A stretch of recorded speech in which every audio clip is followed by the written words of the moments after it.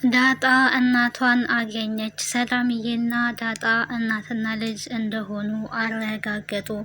ይህም ደግሞ ምክንያቱ ሰላም ዳጣን ሁሉንም የህይወት ታሪክሽን እንድትነግሪኝ እፈልጋለሁ።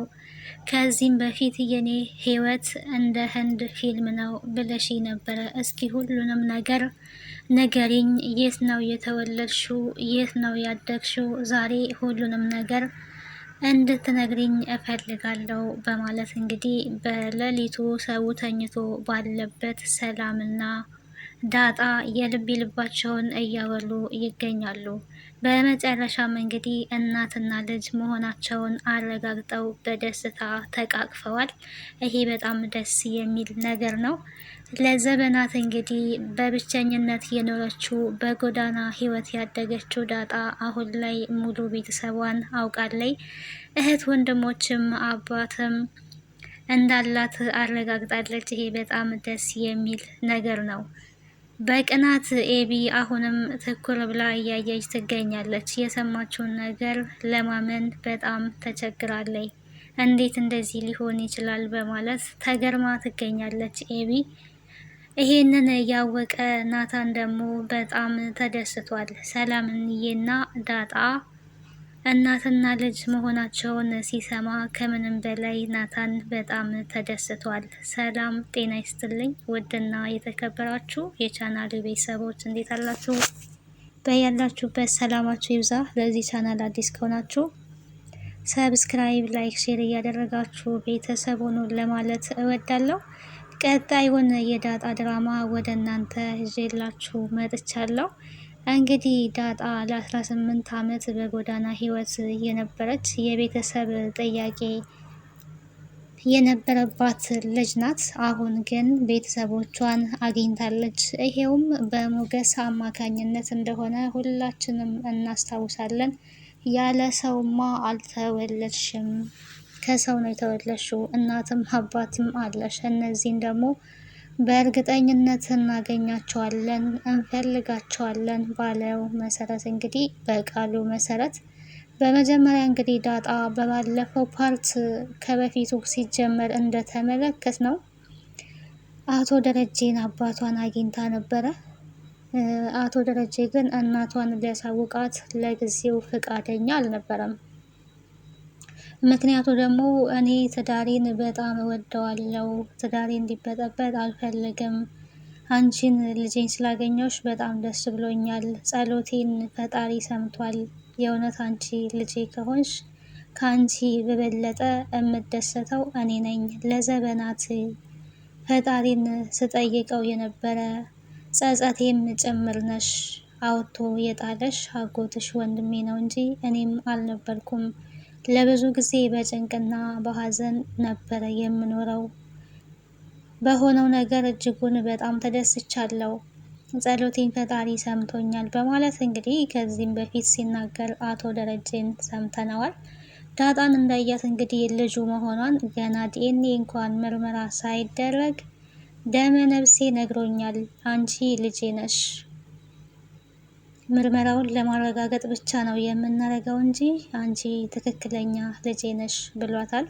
በቤተሰብ ያላስተዋወቀው እንግዲህ ማርቲ ይሄንን ነገር አታውቅም። ይሄን ነገር ደግሞ ከሰማች ማርቲ ትዳሩ አደጋ ላይ እንደሚወድቅ ስለሚያውቅ ሁሉም በጊዜው ይሆናል።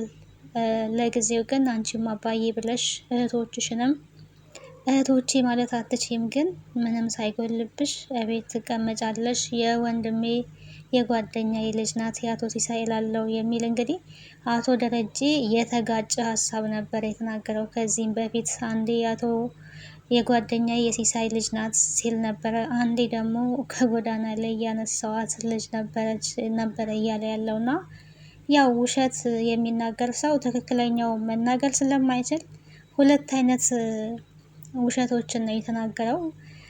ከጎዳና አግኝቼ አንስቼን ያመጣዋት የሚል፣ ሌላኛው ደግሞ የሲሳይ ልጅ ናት የሚል ሁለት ውሸቶችን ዋሽቷል። ምክንያቱም ከማርቲ ለማምለጥ ያደረገው ጥረት ነው ይሄ ማለት ነው።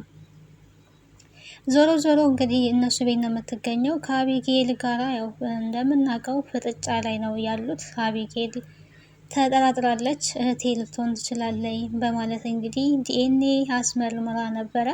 በድብቅ ያስመረመረችው ዲኤንኤ እንግዲህ የተሳሳተ የሰላም እና የአባቷን ጸጉር እንጂ የዳጣና የአቶ ደረጀ ጸጉር አልነበረም። ማበጠሪያው የሰላም ስለነበረ ማበጠሪያው ላይ የነበረው ጸጉር ደግሞ የሰላም እንጂ የዳጣ አልነበረም።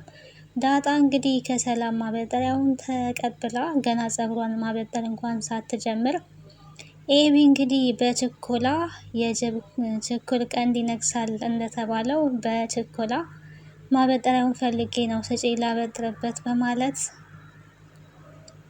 ቀጥታ ተቀብላ እንግዲህ ኤቢ ትልቅ ስህተት ሰርታለች ማለት ነው። የዳጣ ጸጉር መስሏት ከአባቷ ጋር አስመርምራለች። ይህንን ደግሞ ውጤቱ ያው ዳጣ ልጅ እንዳልሆነች ነው ያሳየው። ምክንያቱም ጸጉሩ የእሷ አይደለም። በዚህ አጋጣሚ ዳጣ ትክክለኛ የአቶ ደረጀ ልጅ እንደሆነች እንግዲህ ውስጧ እሷም ያውቃል። እንደዚሁም ደግሞ ዲኤንኤው መጀመሪያ ላይ ስትሰማ በጣም ግራ ተጋብታ ነበረ። ቀስ ብላ ስታስብበት ግን የእሷ ጸጉር አይደለም አቶ ደረጀ አባቷ መሆኑን አረጋግጣለች። ለሰላም የነገረቻት እንግዲህ ጎዳና ህይወት እንዳደገች እራሷን ያወቀችው ያገኘችው ስታድግ ጎዳና ላይ አዲስ አበባ ጎዳና ላይ መሆኑን ነግራታለች። ይሄ ማለትማ ትክክል ነው። በቃ ስትመጪ ወደዚህ ቤት መጀመሪያ ስትገቢ የተናገርሽው ታሪክሽ እውነተኛ ታሪክሽ ነው ማለት ነው። ጎዳና ላይ ነበርኩኝ የጎዳና ልጅ ነኝ ብለሻል ስትመጪ። የሆነ ሰዓት ደግሞ ቆይቶ ጋሼ የጓደኛዬ የሲሳይ ልጅ ናት አሉ። እንዴት እንዲህ ሊሆን ይችላል? ከጋሼ ጋርስ እንዴት ተዋወቃችሁ? ወይስ ጋሼ እንዴት አገኘሽ? ይሄ አጋጣሚ ነው ልትይኝ አትችይም በማለት እንግዲህ ሰላም ጥያቄዋን ቀጥላለች። እና የ18 ዓመት ታሪክ እንግዲህ ከህንድ ፊልም የሚበልጥ ነው። እውነቱን ለመናገር የ18 ዓመት ሙሉ ታሪክ ያው እሷ ታውቃለች እያሳለፈችውን ህይወት ጎዳና ላይ ከባድ ህይወትን እንዳሳለፈች ተረድተናል ማለት ነው። እና ጎዳና ላይ እንዴት ብላ እንዳደገች ወደዛ ቤትም ደግሞ ያመጣት ሞገስ እንደሆነ አቶ ደረጀ አባቷ እንደሆነ ለሰላምዬ እንግዲህ ሁሉንም ምንም ሳትደብቅ በነፃነት ብቻቸውን እንግዲህ በሌሊት ይሄን ሁሉ ሚስጥር ሲያወሩ ቆይተዋል። የአቶ ደረጀ ልጅ ሆነች ማለት ደግሞ ሰላም እዛ ቤት ሰራተኛ ሆና ትኑር እንጂ የዳጣ እናት ናት ማለት ነው። ዳጣን ከወለደች እና እሷን ከጣሏት በኋላ ትዳሩ እንዳይፈርስ በሰራተኝነት እንግዲህ አቶ ደረጀ ሰላምን ወደዛ ቤት አስገብቷታል። የአቶ ደረጀ ልጅ መሆኗን ስታቅ ሰላም በቃ አንቺ ነሽ ልጄ ማለት ነው፣ ልጄ አንቺ ነሽ በማለት ይኸው በደስታ አቅፋታለች። እናቷን አግኝታለች። በጣም ተደስተዋል። ይሄንን የሚሰሙ እንግዲህ ማርቲና አቶ ደረጀ ደግሞ በኋላ ምን ሊሉ ይችላሉ የሚለው እንግዲህ አሳሳቢ ጉዳይ ነው። ቀጣዩን ክፍል ምን ይላሉ? ማርቲስ ይሄንን ስትሰማ እንዴት ትቀበለዋለች? በእርግጠኝነት አቶ ደረጀ በእኔ ላይ ከማገጠ በትዳሬ ላይ ከሄደ ያኔ የኔና የሱ ነገር ያበቃል፣ ትዳሬን እበትናለሁ ብላለች። አሁንስ ስትሰማ ይሄንን ምን ልትል ትችላለች ብላችሁ ታስባላችሁ? ሰራተኛ አድርጋ የምታሰራት ባሏ ከሰራተኛዋ እንደወለደ ስታቅ ምን ልትል ትችላለች? በጣም ትልቅ ጥያቄ ነው። ይሄ ትልቅ ጥያቄ ነው። ማርቲ እንግዲህ የእውነት ትዳሯን ታፈርሳለች ወይስ ምን ታደርጋለች የሚለው እኔ በቀጣይ የምናይ ነው የሚሆነው። ግን እኔ በክብሬ አልደራደርም ብላለች። ሰላም ከዚህ ቤት ትውጣና የራሷን ህይወት መምራት አለባት፣ መውለድ አለባት። የሴትን ልጅ እድሜ እኔ ጠንቅቄ አውቃለሁ ስትል ነበረ ማርቲ ማለት ነው። ማርቲ ደግሞ በጣም ሀርድ እንደሆነች ዳጣ አስቀድማ ተረድታለች ማለት ነው። አቶ ሲሳይ እንዴት ነው አይደውልልሽም? ምን አባትሽ ስትላት ከዚህ በፊት ጥያቄ ጠይቃት ነበረ ማርቲ ዳጣን እና አይደውልልኝም ሚስቱን ይሰራታል መሰለኝ። አንቺ ብትሆኚ በሲሳይ ሚስትን ቦታ ምን ታረጊ ነበር የሚል ጥያቄ ጠይቃታለች ማለት ነው። ምን ማለትሽ ነው? እንዴት ይህንን ነገር ልትናገር ይቻልሽ? ምን አስበሽ ስትላት ማለቴ አቶ ደረጀ ለእኔ ለምሳሌ የአቶ ደረጀ ልጅ ብሆን ምን ታደርጊያለሽ የሚል ጥያቄን አቅርባላን ነበረና እንዴት እንደዛ አልሽ? እንዴት ልታስብ ይቻልሽ? የሚል በጣም ትልቅ ሀሳብ ተፈጥሮባት ነበረ ማርቴ ማለት ነው። እና ዳጣ እንደዛ አረጋግጣለች። አሁን ላይ ማርቴ ስትሰማ ምን ትወስናለች የሚለውን ነገር እንግዲህ ቀጣዩን ክፍል ነው የምናይ የሚሆነው። ናታን ግን ይሄ በጣም አስደስቶታል። ምክንያቱም ሰላምዬን በጣም ነው የሚወዳት ናታን፣ ዳጣንም እንደዛው ይወዳታል። ስለዚህ ዳጣ የሰላምዬ ልጅ ሆነች ማለት የራሱ ለማድረግ በጣም ነው ነገሮች የሚቀሉለት ማለት ነው። ከዚህ በፊት ሚስት ስትመርጥ እንደ ዳጣ አይነት ልጅ ምረጥ ምርጫት ናት ደግሞ የሚል ጥቆማ ነገር ሰጥተዋለች። በእርግጥ ዳጣን እሱ በጣም ነው የሚወዳት ማለት ነው። ኤቢዬ እንግዲህ መልካም የመቃጠል ጊዜ እንላለን። ኤቢ በራሷ ጊዜ በጣም እየተቃጠለች ነው። አሁን ላይ ደግሞ እህቷ ስትሆን ስታውቅ የበለጠ መንጨርጨሩ አይቀርም። አባዬ እንዴት እንደዚህ አይነት ነገር ያደርጋል? እዚህ ቤት ከመጣ ጀምሮ ናታን ተቀይሮብኛል እያለች ትገኛለች። እንግዲህ ናታን የሚሆነው የዳጣ ፍቅረኛ ነው የሚሆነው። ስለዚህ የእህቷ ፍቅረኛ ነው።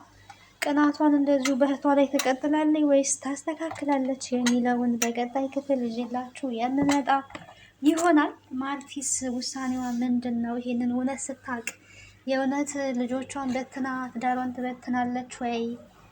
በጣም አሜዚንግ ነው ደግሞ ከሰራተኛዋ ሲሆን የበለጠ ስሜቱ ከባድ ነው የሚሆነው እና ሰላምዬ ከዛ ቤት እንዳትወጣ የሚፈልግበት የራሱ ምክንያት አለው። አቶ ደረጀ የራሷን ህይወት ትምራ ስትል እንኳን ማርቲ እሺ ካለችሽ ራስሽ ጠይቂያት የሚል መልስ ነው የሆነ ቅሬታ ያለበት መልስ የመለሰላት ማለት ነው።